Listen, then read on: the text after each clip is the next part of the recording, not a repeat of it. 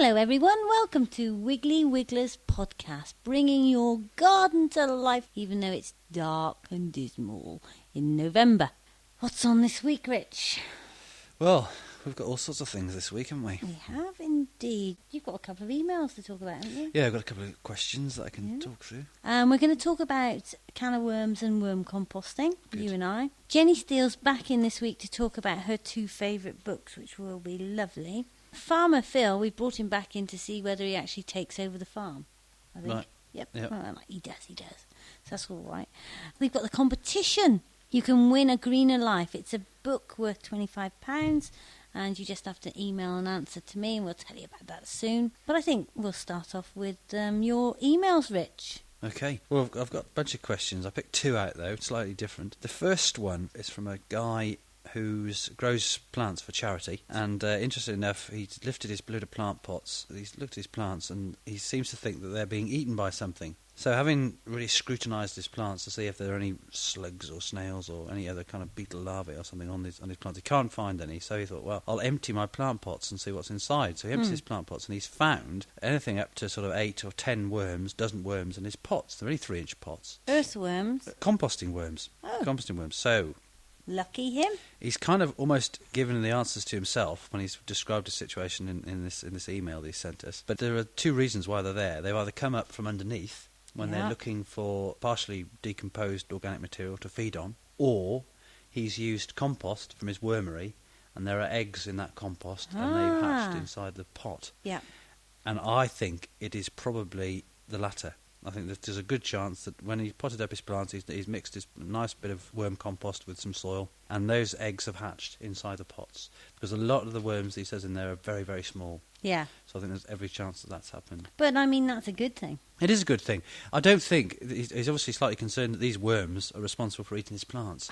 But that's not really the case. I don't think... It can't. They're not going to be climbing up the stalks of his plants, feasting on the new green leaves. Nope. There's a chance that, of course, when the leaves, if they fall off and hit the soil, and the worms might work at the top of the soil and eat the leaves, but they won't be eating the live plants. Definitely not. They're good because they're obviously going to be kind of aerating the soil that the plants are growing in. Yeah. So. I mean, this is a good story of worm eggs being in your pot plants, whereas we've got the New Zealand flatworm and the Australian flatworm that have come over in pot plant, and that was the eggs. Yeah. So completely different species. That's bad news. But this one... It's good news. It's great. Absolutely. So that's that. Now, the second question that I've got here, interestingly enough, is about someone's asking whether they've got a wasp nest in the garden and Who's whether it from? they should I like move to know it. who it's from. So I've got a picture in my mind. Yeah, this is from Anne and if Robert. If it's from Isabel, then I know, This is from this is from Anne and Richard. No, not Anne and Robert. Anne and Richard. Strangely enough. Yeah. It doesn't say where they're from. Yeah. But they've got a large underground wasp nest in their back garden. Now, given that we're coming to the end of the year, wasp nest is only going to last a season. So those wasps will be dying out now, really. But they're asking whether or not they should move it. Now, there is a chance with wasp nests that those old nests sometimes are recolonised the following year by a new queen. Yeah, but where is it in the garden? Because well, it who doesn't cares? say. It just says it's underground in the back garden. So they're obviously the wasp nest perhaps has gone into an old mouse hole or something like that. Yeah. And started to excavate their hole, and and the colony's grown in there. She says it's large. I don't know how she's kind of realising it's large, but maybe because of the volume of wasps that they got. Yeah. But her concern is that a couple of the children have been stung already. Ah. So I wouldn't advise anybody trying to move a wasp nest. Wasps are quite aggressive. Even if you try to move a wasp nest delicately, as I've done in the past, you still seem to get stung. Whilst they are ecologically significant, and you don't really want to kind of kill them, when they do tend to take hundreds of thousands of pest insects a year to feed their larvae. At the end of the year, really, that colony has kind of served its purpose, so you can ring up pest control, your local authorities pest control, and they'll come and bump them off for 20 quid probably. But really now, at this time of year, if you leave that colony, they'll die out anyway. Right. But so the best thing to do is probably leave it till they've died out and then dig it up and destroy it when there's no harm, and then they won't be able to recolonise it anyway. But if it's in an unimportant area, they do a lot of good, don't they? I mean, they're Best a if you can- meat-eating they are. bee, aren't they? They're wasps. No, they're not bees. As opposed to bees that tend to feed their larvae on pollen and nectar, they like to feed their young on grubs. So all sorts of things, including caterpillars. You can sometimes see wasps on your cabbages taking the caterpillars off your cabbages to take them back to the colony. Good old boys. Yeah, so they are really useful. But sometimes, if the nest is in the wrong place, it can be dangerous. But if they're not in the wrong place, then they are perfectly safe. Interestingly enough, we've got a hornet's nest here in the Wiggly garden, haven't we? We have. And we're going to great lengths to leave that where it is. Well, we've told Pip not to get it. Yeah, that's right. That was a great length. Yeah, that's right. So yeah, if you've got a wasp nest in the garden and it's in an area that isn't going to be interfered with and you're not going to come into contact with those wasps, then try and leave them there. Yeah. But if they're in a situation where they're potentially dangerous, then you've got to kind of weigh up the odds. Okay. We're going to go on to talk about worm composting. We get lots of questions about worm composting, and actually it was one of the things that the company was founded on, really. So we'll go right back to our roots and have a chat about can of worms, which is the easiest worm composter to describe that I can possibly think of. Yeah. And what it does and how it works. Yeah. Have you set one up, Rich? I've set one up lots of times now. They're fantastic wormeries, aren't they? Probably one of the most efficient types of wormeries that you can get. Yeah, I mean, the idea is that it's a wormery to actually recycle your kitchen waste rather than anything else. Yeah. So in the setting of a home, it's one of the best ways of composting that I've ever come across. Yeah. Because you get access to the compost so easy. Yeah. Can you describe it in case anybody hasn't got Well, a any wormery, idea? I think we tend to sell two main types of wormery, don't we? One's a worm factory, and there's a can of worms. And the can of worms is just like a multiple layer of containers, in effect, with like sieved grids, I suppose, that sit one on top of the other quite perfectly. You have a 3-tiered system, and you have a sump at the bottom. Yeah. And the sump collects all that lovely liquid plant food. Yeah. Because, you can imagine that pretty much all the green waste that you put in there is something like 85% moisture. Yeah. So as soon as it's consumed by the worms, it gets passed as a liquid, passes down through, and you can collect that, siphon it off, and use it to water your house plants or your tomatoes or your garden equally. But it's not just liquid, is it? Not just liquid. What you need to try and do is when you're feeding the worms, because in effect everything you put in there is being eaten by the worms, that's what you're getting, the end product has been through a worm.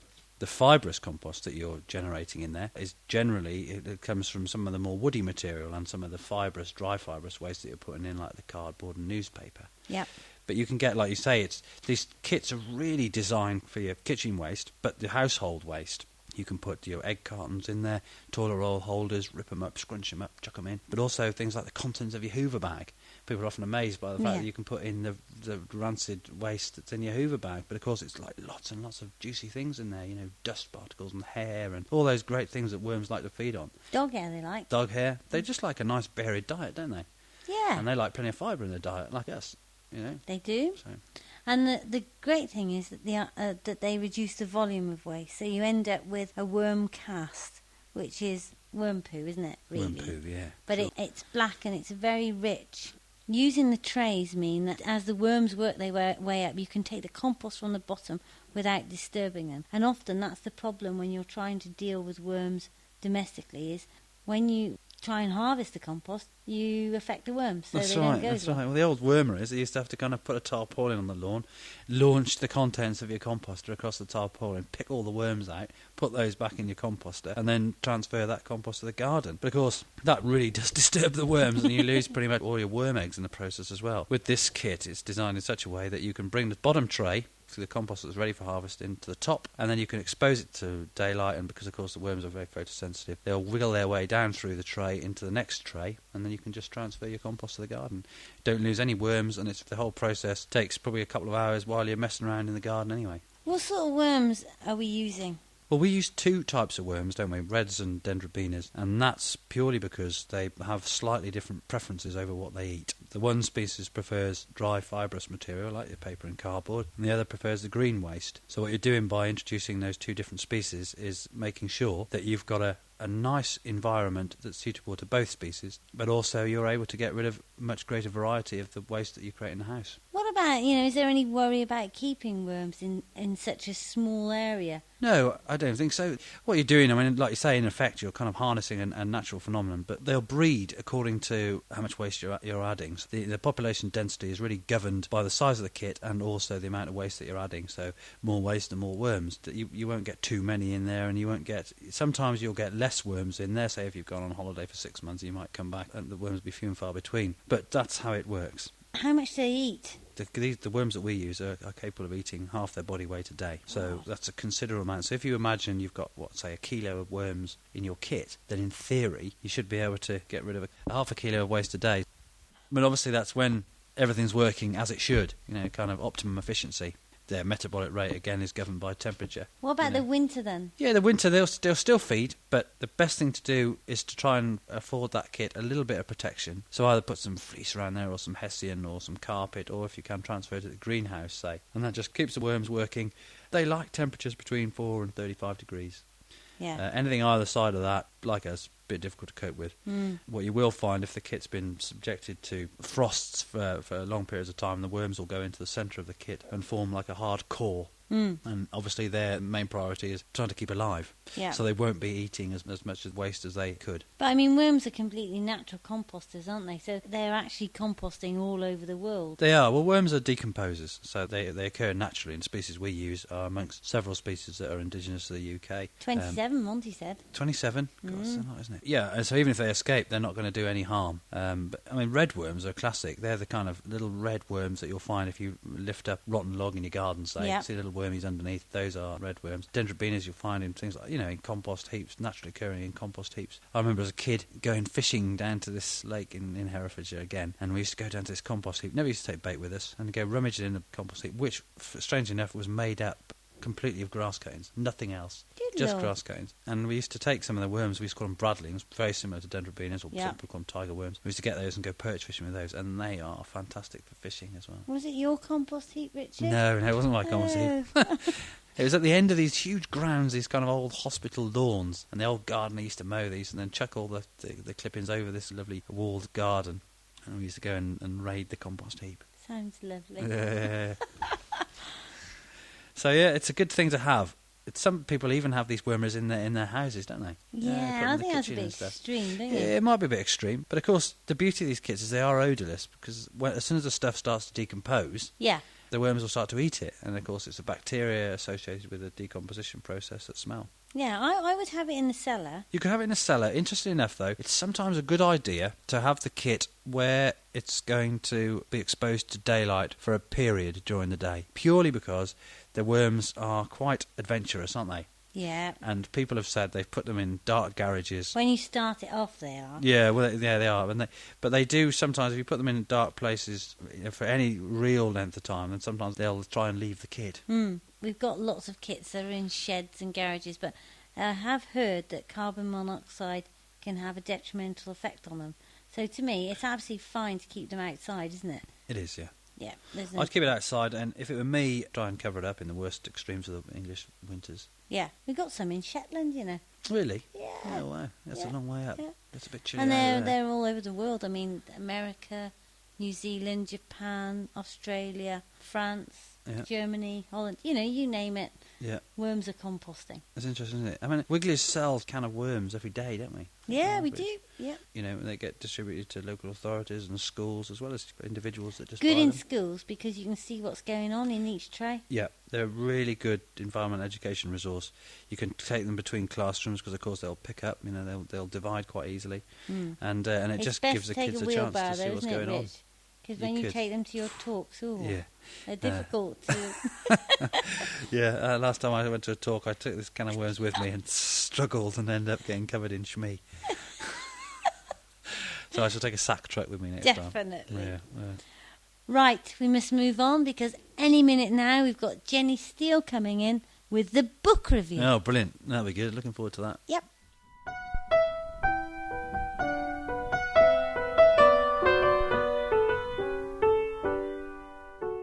It's lovely to have Jenny back to do our book review this week, Rich. It is nice, yeah. Nice to see you, Jenny. Thank you. Well, it saves you having to read yet another book, I guess, doesn't it? It does. Well, also, I mean, Richard can only review books under £5, Jenny. Why is that? Well, because he won't buy any more. Oh, I see. It limits us. It certainly does. In fact, it limits you just to my books. Totally. Well, as I said, the first 2 weeks, we only had books by Jenny. And we decided that we were probably going to stick to that, just have Jenny books. But it was quite, limiting in some way. Yeah, I can see that. What have you brought for us?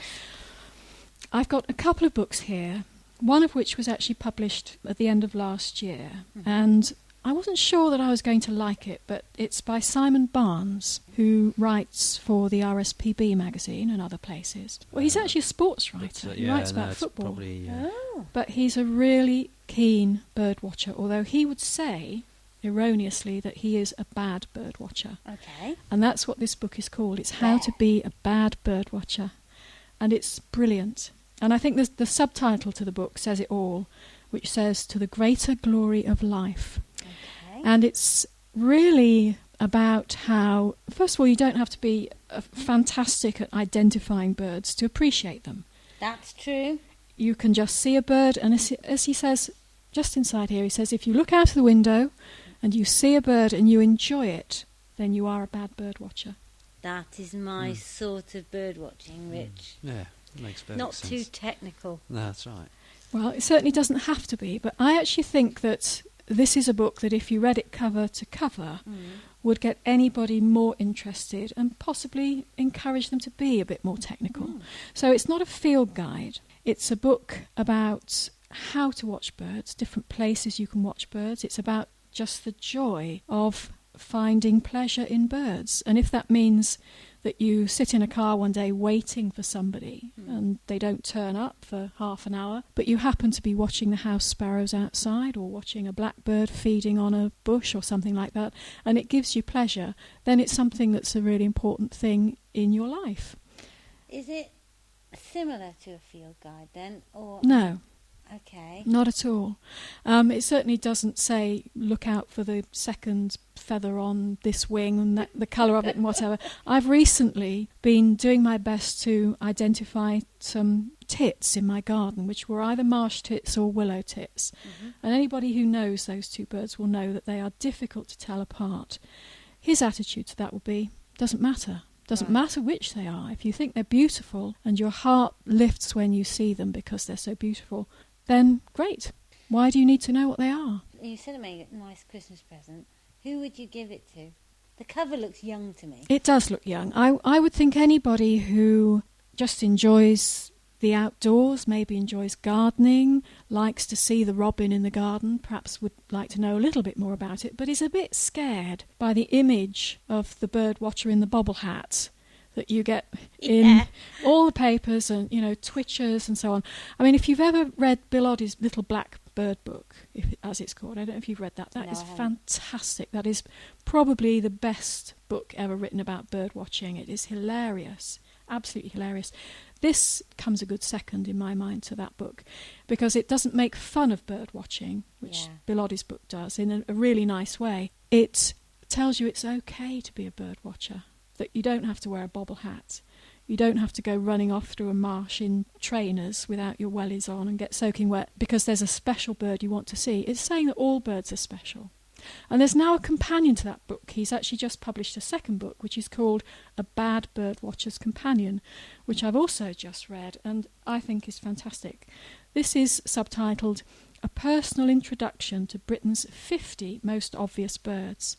And it's for anyone who doesn't want to get a field guide out and think, has that got a black shiny head or a black dull head, which is what I've been doing with my willow tit and my marsh tit. Here's a good example on the page about swifts. This is his concession to how to identify a swift. Okay. Where to look? Sky. Good When start. to look? Late spring to midsummer. What to look for? Flying scythe. What to listen for? Mad screaming. And that just tells you exactly that it's a swift. Perfect. Couldn't be anything else. What more do you need to know? Is there photos or pictures or... There are lovely little line drawings which just catch the essence of a bird so fantastically. They're by somebody called Peter Partington, who I actually don't know. But they're just great. A bit of a colour wash, a few lines, but there you've got the bird exactly. So it really catches what people say is the jizz of a bird, just how it sits, whether its head looks up or down. Really, really great. I think that would be a good Christmas present for my son, actually, who likes to pretend he's got no interest in birds whatsoever because it's not very cool. No, it's not cool. But he knows his birds quite well. He just keeps quiet about it. And I think he could read that behind closed doors. But Richard, we better introduce Jenny to the chocolate rating. Oh, you're right. Yeah, you better have. Yeah, Yes. your chocolate rating. As a woman, she will understand this. I'm quite sure. Yeah. I understand anything to do with chocolate. I thought you would, Jen. So, chocolate rating, obviously 1 to 5. 1 is poor, 5 is fantastic. Starts off with number 1, Hershey's. Oh, bit salty. Yeah. Yuck.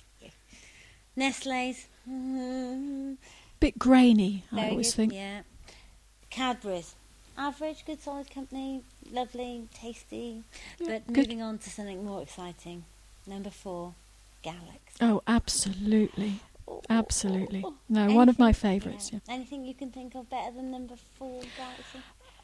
It would have to be Belgian chocolate, I think. See? What did I tell you? They're very good. Yeah, Yeah. Milka. It could be Swiss, but I don't know. Yeah, I like Lindt. Yeah. That's Yeah, really Lindt. nice, extra fine. Yes. Lovely. So on a chocolate rating, how would you rate these? Oh, Belgian.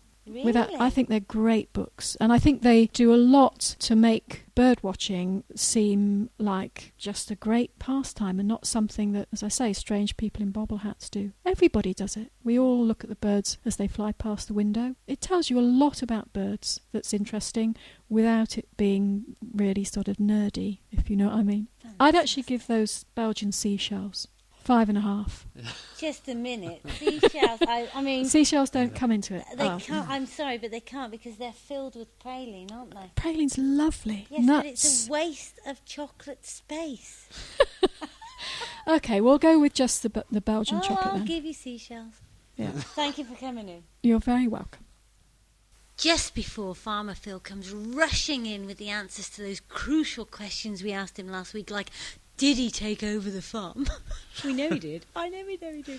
And we've got time for the competition. We've got A Greener Life by Clarissa Dixon Wright and Johnny Scott, and it's up for grabs at the end of November if you can answer the following question, Rich. Which is, what colour are the South Devon cows that Farmer Phil talked about in the 5th podcast that we did? If you know the answer to that, write in to heather@wigglyWigglers.co.uk. Tell us your answer, tell us what you think, and we'll draw it out at the end of November. Here he is. It's Phil with those answers. Welcome, Farmer Phil. Well, I'm pleased to say I did take the farm over. Oh, yippee! Yeah, brilliant. So how many years have you been farming it on your own now? 3. 3 years. Yeah. And do you feel like, you're completely in control? And No, not at all. But we need to go back in time to think about the history of the farm to bring it up to date. That's right. It's interesting, isn't it? There are some really old buildings on this site. The Wigglys Office is really old, and it's been converted to keep all us lot under control. But how old is that building, do you think, Phil? It's difficult to say. Our neighbour's farm, they've got a 13th century farmhouse, Right. and it would be reasonable to think that all this area was farmed in one form or another. But we know very little about what was here before this house was. Right. And this house was built in about 1750. The only indication we do have is that I've got photographs dating from the 30s when there were several large timber frame barns within the farmyard, and they would date to some time previous to Yeah, 1700. And that would indicate that it was quite a significant farm even in those days.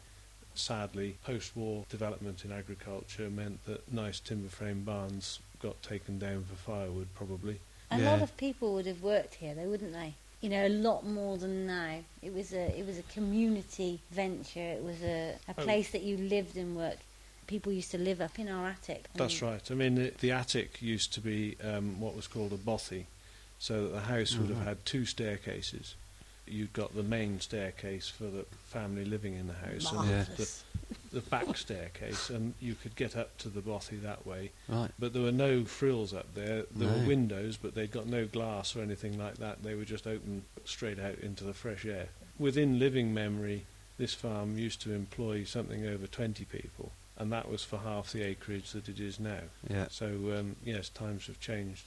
a Times lot. have changed. No big tractors in those days. No. Lots of We've got a scythes. photo of the first combine harvester in Herefordshire, which was on this farm, Oh, wow. and that was combining up on the top of Stockley Hill, which was actually a piece of land that was cleared for the first time after the war. Right. And there are photos of them clearing that. It was just scrub, and I think my dad did that, didn't he? I think he was probably Yeah. well involved He with that. bulldozed it all out. Yeah. Needed food, and that's the way it was. Ploughed a lot of the Yeah, difficult agricultural ground with revolution. traction engines, because it was too steep to plough with horses, but with a traction engine you could plough very steep ground by parking an engine at the top and an engine at the bottom, and you winched the plough between them. Right. And so that the need for food was to some extent supplied by working land that wouldn't otherwise ever have been worked. Right. There's always been a diversity on the farm, though, hasn't there? I mean, you spoke about expanding the farm, and many farmers go into agri-industry. You know, I'm thinking of things like chickens, you know, billions of them. But there's always been a real diversity on this farm. Tell us about the lime kiln. Well, the terrain of the farm is such that it's always going to be mixed farming. You're never going to have just arable or just livestock. And realistically, the idea is that you grow the crops, at least in part, to feed the livestock during the winter. Right. And that's still true today. We've probably got more arable in relation to the livestock than they had then. The transport was difficult years ago, so that when they wanted to build a shed or a house, you went and dug the clay to make the bricks, and you fired the lime to make the mortar. It was actually easier to bring the limestone to the lime kiln and fire it on site effectively than it was to cart the timber, which was the fuel for the lime kiln, to where the limestone was. So Right, it's quite interesting that, and along this valley there are lime kilns dotted along it. Yeah, sure. About 100 years ago, if you could build a chimney, then you automatically were able to build a house. Right. And so Jodie's house, Cool. Jodie, who works here where I used to live, whoever used to live there worked at Lower Blakemere Farm. Right. And so every night he took home in his bait bag some bricks from here.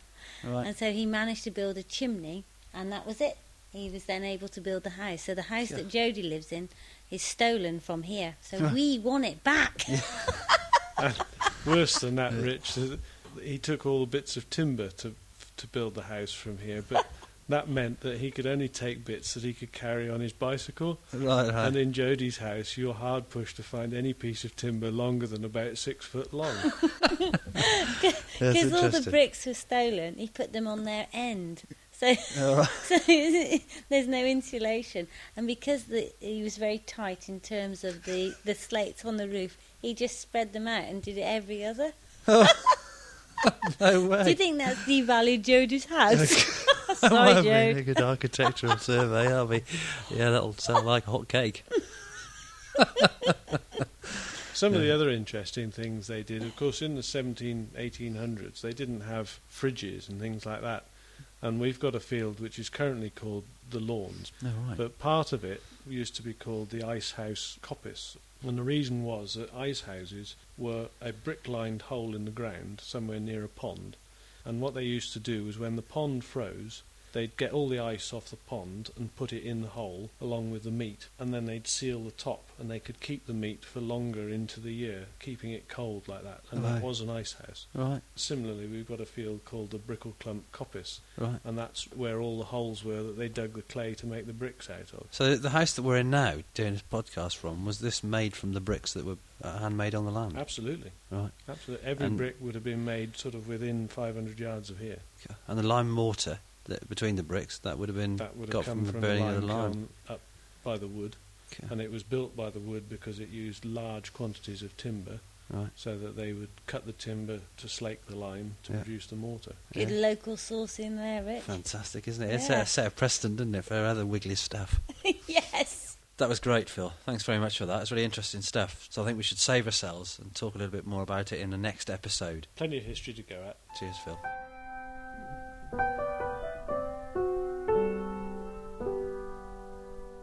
From father to son, wiggle on, Monty! It's Monty's Wormcast.